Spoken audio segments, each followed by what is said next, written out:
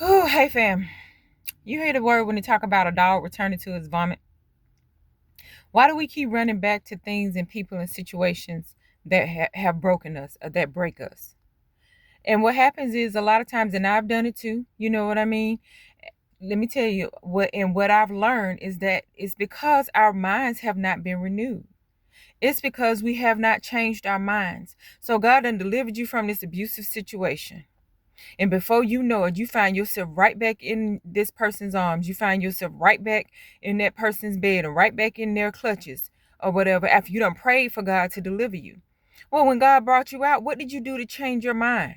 What did you do to connect with Him and build yourself up to recognize that you are more than somebody's doormat? You are more than somebody to be here to be misused and abused. It's the same thing. God deliver you out of debt. He done, you know what I'm saying, made a way for you, but you come out of it and you don't learn nothing different. And before you know it, you find yourself in the same situation, if not worse.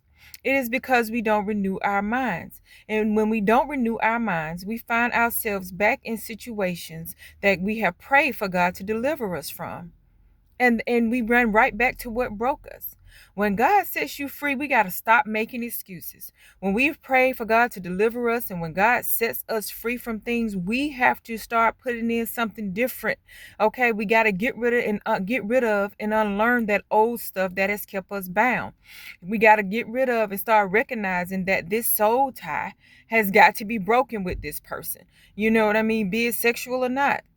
We've got to go back to the foundational truth of who God created us to be as an individual. But when God delivers you, stop running back to what broke you.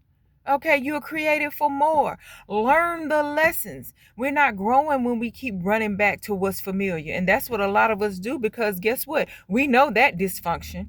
We know, you know what I mean, what that brokenness looks like. And we become afraid of the unfamiliar. We become afraid of something new. When the whole while, that's what God is trying to do. You know what I mean? He's trying to get you to forget the past so He can move you, into something, into a new thing. But we never make it into that new thing because we continue to stay stuck with where we were, or running back to where we were, or staying stuck with where we are because we're refusing to grow. We're refusing to, let go of what was. We're refusing to step into what's new. But stop running back to what broke you. You are not a dog that returns to his vomit. If God delivers you from it, make straight paths for your feet and walk this thing out into your deliverance. There is so much more on the other side of that fear.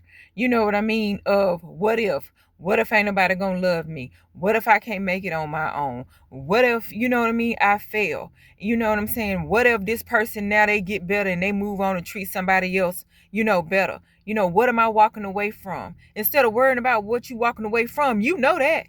Get tired of getting hit upside the head with that frying pan and decide that you're gonna walk into something new.